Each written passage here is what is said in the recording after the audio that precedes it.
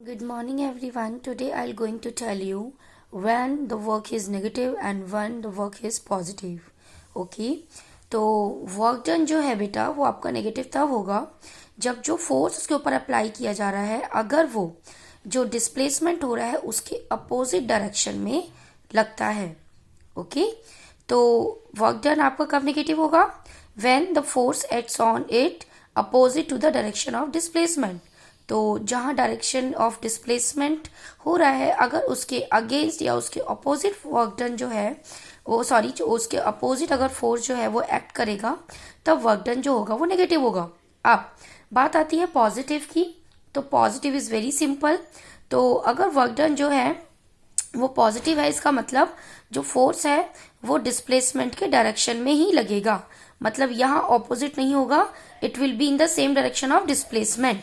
Okay, so this is a just simple way you will recognize whether the work done is positive or negative. Okay, तो अब इसके ऊपर related हम एक question करते हैं.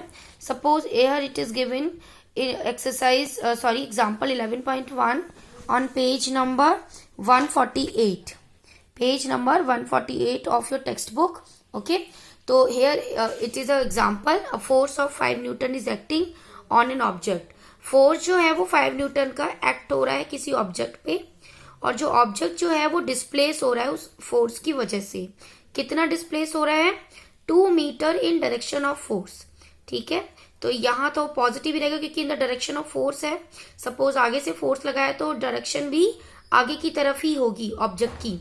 ओके, तो if the force acts on the object all through the displacement तो वर्क डन निकालो. आपको वर्क डन फाइंड आउट करना है. तो देखो बेटा अब हमारे पास यहाँ से क्या मिल गया? फोर्स जो हमारा गिवन है 5 न्यूटन है. डिस्प्लेसमेंट यानी स्मॉल एस 2 मीटर है. वर्क डन निकालना है. वर्क डन का फॉर्मूला होता है फोर्स इंटू डिस्प्लेसमेंट. तो ये बहुत इजी है. हमें फॉर्मूला पता है, हमें वैल्यूज पता है. ठीक है, तो हम यहाँ लिख लेंगे. Okay, 5 into 2 will be what? 10. अब वर्क डन की यूनिट क्या होती है? जूल. तो हम यहाँ लिख देंगे जूल. तो ये था सिंपल सा हमारा आंसर. ओके, अब हम एक दूसरा क्वेश्चन करते हैं. अब यहाँ पे एक बार क्वेश्चन है बेटा. A force of 7 Newton acts on an object. एक फोर्स 7 न्यूटन का किसी ऑब्जेक्ट के ऊपर एक्ट हो रहा है, लगाया जा रहा है.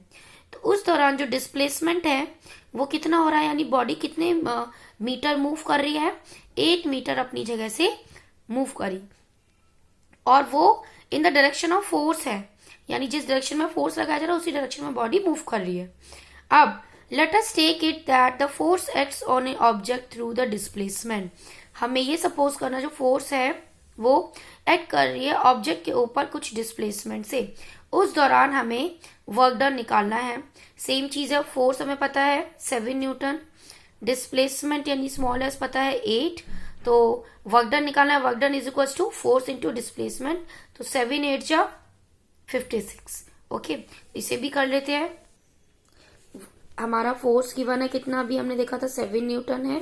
ठीक है, स्मॉल एस डिस्प्लेसमेंट है 8 मीटर. वर्क डन निकालना है that is F into S, force into displacement. 7 into 8 will be what? 56 joule. याद रहे हमें यूनिट लगानी नहीं भूलनी है. Okay, so here you will get this type of questions only, right? अब यहाँ पे क्वेश्चन है बेटा, let's do it. A potter lifts a luggage of 15 kg from the ground and put it on his head 1.5 meter above the ground. एक Potter है जो कि luggage को उठाता है, जो कि 15 kg का उसका वेट है लगेज का. ग्राउंड से उठाकर उसे अपने सर पे रखता है 1.5 metre above the ground.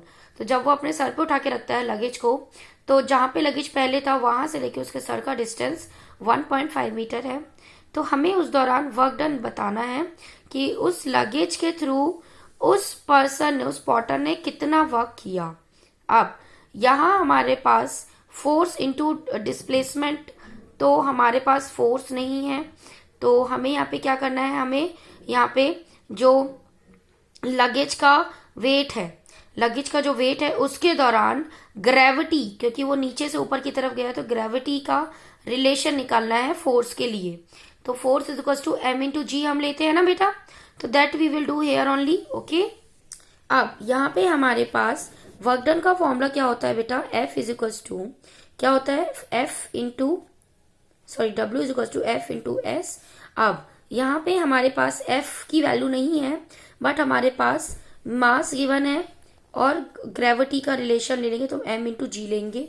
Okay, अब यहाँ पे मास कितना गिवन है, लगेज का मास 15 kg.